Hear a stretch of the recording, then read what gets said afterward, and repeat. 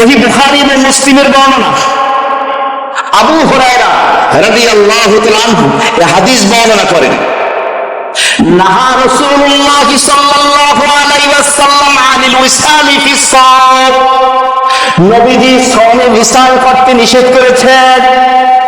সাওমে বিসাল কাকে বলে? সাওমে বিসাল বলা হয় দুই বা ততোধিক রোজা, মাঝখানে কোনো পানাহার নাই, একটা না, দুই বা ততোধিক রোজা, মাঝখানে কোনো পানাহার না করে রেখে দেওয়া, এর নাম হলো সাওমে বিসাল। ধারাবাহিক রোজা, উপর্যুপরি রোজা, এই রোজা উম্মতের জন্য মাকরুহ, অপছন্দনীয়, নিষেধ। এই রোজা রেখেছেন একমাত্র মুহাম্মদুর রাসূলুল্লাহ সাল্লাল্লাহু আলাইহি ওয়াসাল্লাম। ফাকালা লাহু রাজুলুন, এক ব্যক্তি নবীজিকে বললেন, আন্নাকা তাওয়াসিলু ইয়া রাসূলুল্লাহ, আপনি আমাদেরকে সাওমে বিসাল করতে নিষেধ করেছেন, অথচ আপনি নিজেই সাওমে বিসাল রাখেন। ক্বালা রাসূলুল্লাহ সাল্লাল্লাহু আলাইহি ওয়াসাল্লাম, আল্লাহর নবী ওই সাহাবীর প্রশ্নের উত্তরে বললেন, ওয়া আইয়ুকুম মিসলি, তোমাদের মধ্যে আমার মতো কে আছে? তোমরা কি আমার মতো? আন্নী আবিতু, আমি রাতে ঘুমিয়ে যাই, ইউতি'মুনি রাব্বি ওয়া ইয়াসকিনি, আমার রব আমাকে পানাহার করান, আমাকে খাওয়ান, আমাকে পান করান। দুইটি বিষয় বুঝতে হবে।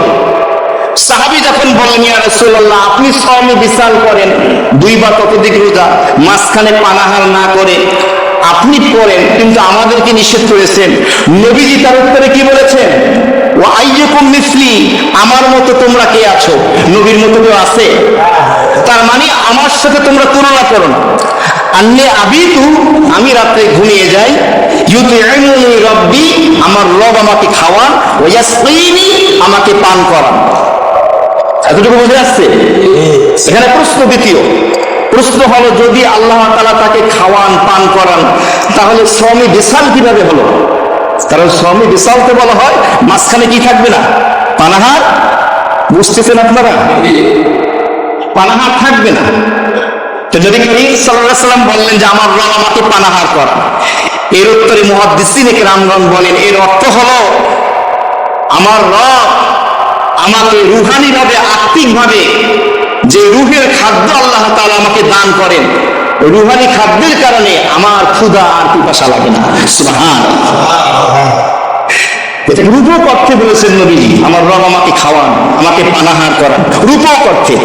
তার কারণ হলো দেহের খাদ্যের থেকেও রুহের খাদ্য শক্তিশালী এবং পাওয়ারফুল হয়। কিভাবে খাওয়ান কি, সেটা আল্লাহ ভালো জানে।